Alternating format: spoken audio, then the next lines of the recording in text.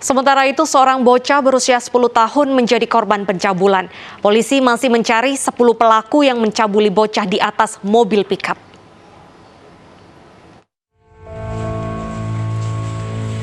Sungguh malang nasib bocah berusia 10 tahun ini. Dia harus menanggung luka fisik dan beban psikis. Bagaimana tidak, ia menjadi korban pencabulan 10 orang pria. Kejadian bermula saat korban datang ke warung dekat tempat tinggalnya. Kemudian korban dipaksa naik ke dalam mobil pickup putih yang ditutup terpal. Korban yang duduk di kelas 3 SD ini ditelanjangi dan dipaksa melayani nafsu pelaku secara bergantian. Tidak hanya itu, kaki korban juga dibakar dengan menggunakan api rokok. Usai melakukan tindakan keji, pelaku menendang korban dari mobil. Ya, jadi laporannya diterima oleh Polrestabes. Kemudian saat ini penyidik sedang mendalami laporan itu, dan informasi hari ini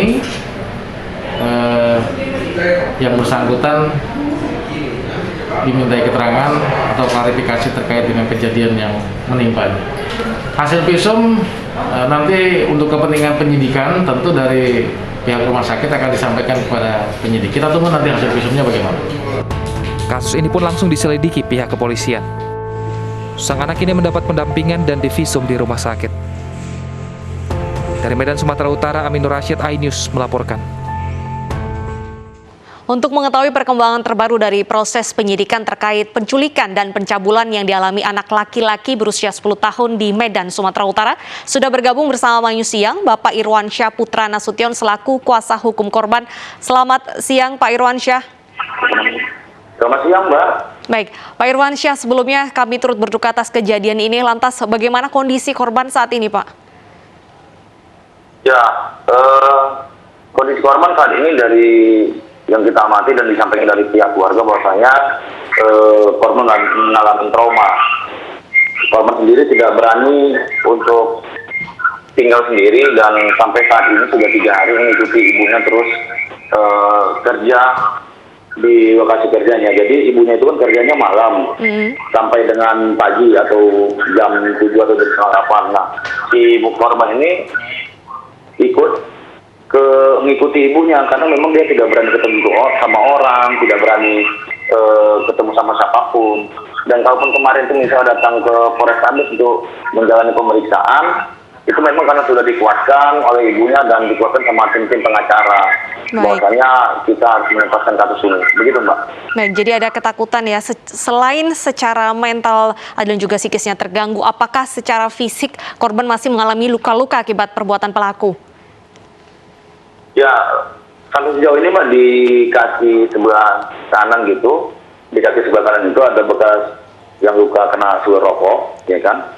Nah, untuk yang lainnya memang dari pengakuan korban ya, kita berdasarkan pengakuan korban karena memang kita mendampingi korban setelah melaporkan ke pihak kepolisian.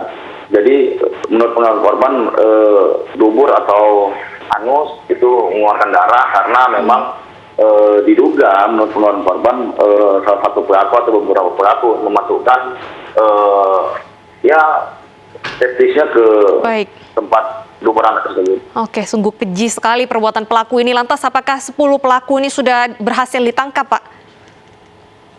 Ya, sampai sejauh ini sebagaimana yang kita ketahui, Mbak, polisi atau penyidik masih melakukan tugas-tugasnya. Ya, kita sangat mengapresiasi langkah-langkah cepat mereka.